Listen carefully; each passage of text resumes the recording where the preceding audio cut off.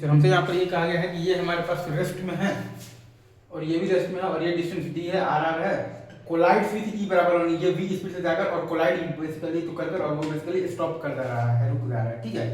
तो हमें सारा चीज़ बताना है। तो हम लोग यहाँ पर ए बी और सी में हम लोग लीनियर मोमेंटम कंजर्वेशन लगाएंगे हॉरिजॉन्टल और वर्टिकल डायरेक्शन में, ठीक है सर। आई गेस आप ये चीज़ को बहुत अच्छे से आप यहाँ पर समझ रहे हैं, ठीक है। तो एम वी बराबर आ जाएगा एम वी वन इंटू आ जाएगा cos theta plus m v two into आ जाएगा कॉस थीटा और m v one into sine theta बराबर आ जाएगा आपके पास, अगर आप ध्यान देंगे, बराबर आ जाएगा एम वी टू इंटू आ जाएगा साइन थीटा। तो वी वन बराबर वी टू बराबर आ जाएगा आपके पास v by two into cos theta.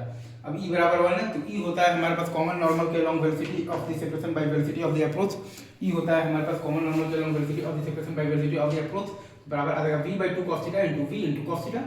तो cos थीटा का वैल्यू आ गया 1/√2, थीटा आ गया 45 डिग्री। sin थीटा है हमारे पास d/4r बराबर है हमारे पास 1/√2, तो d का वैल्यू हमारे पास आ जाएगा 2√2 टाइम्स r। सिंपल सैंपल सा कॉन्सेप्ट है, कोई रॉकेट साइंस नहीं है। इंडिविजुअल बॉडी पर कॉमन टेंजेंट के अलॉन्ग कोई भी इंपल्सिव फोर्स नहीं है। तो बेसिकली इंडिविजुअल बॉडी का कॉमन टेंजेंट के अलॉन्ग अगर आप ध्यान दीजिएगा तो लीनियर मोमेंटम कंजर्व रहेगा, मतलब कि इंडिविजुअल बॉडी का कॉमन टेंजेंट के अलॉन्ग आपके पास वेलोसिटी कंजर्व रहेगा, ठीक है सर।